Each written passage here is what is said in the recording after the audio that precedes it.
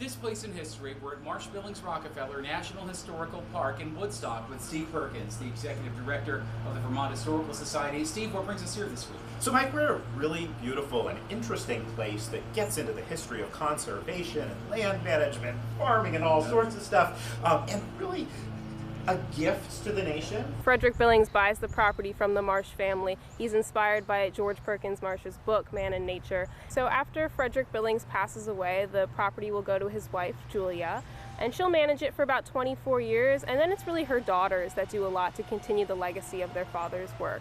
And so the three daughters, Laura, Mary, and Elizabeth. Laura will learn accounting and agriculture and help manage the farm down the street. Mary does a lot of work with the Young Women's Christian Association. She actually is a member of the national board. The youngest daughter, Elizabeth, actually studies botany. She goes to school at Barnard College in New York. She'll collect over 1,200 specimens of plants from around the area and eventually have a type of fern named after her, recognized by the New York Botanical Society. This property is one of the oldest managed forests in the United States. And so when Billings family lived here, they were replanting, they were reforesting the area because Vermont was about 80% deforested.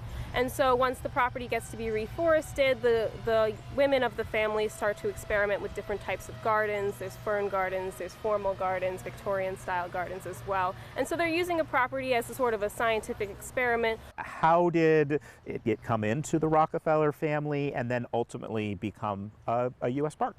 Frederick Billings' granddaughter is named Mary French, and she will marry Lawrence Rockefeller. John D. Rockefeller of Standard Oil Company fame's grandson. But it stays within the Billings family. This is a Billings family home. This is Mary's family home.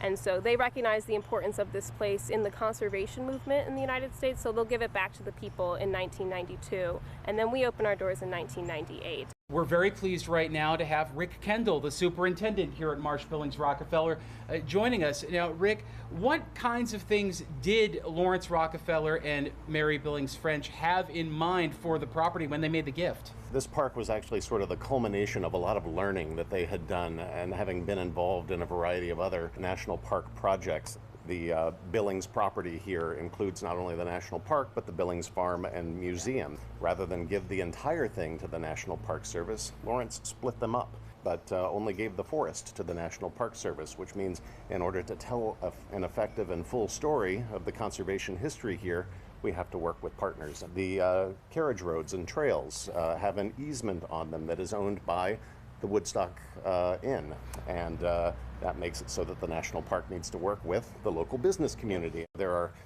several conservation easements on lands that are important to our viewshed, that we don't own the land, but we own an easement that preserves the land. So the national park then has to go and work with private landowners in the conservation community as well.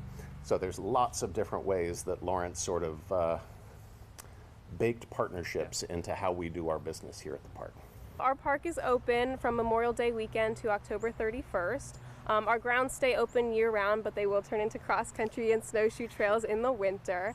People are free to come and explore here, explore the trails, learn about the site. We have guided programs that people can sign up for as well, and all of that information can be found on our website, nps.gov/MABI. A gift to the nation from the Billings and Rockefeller families at This Place in History.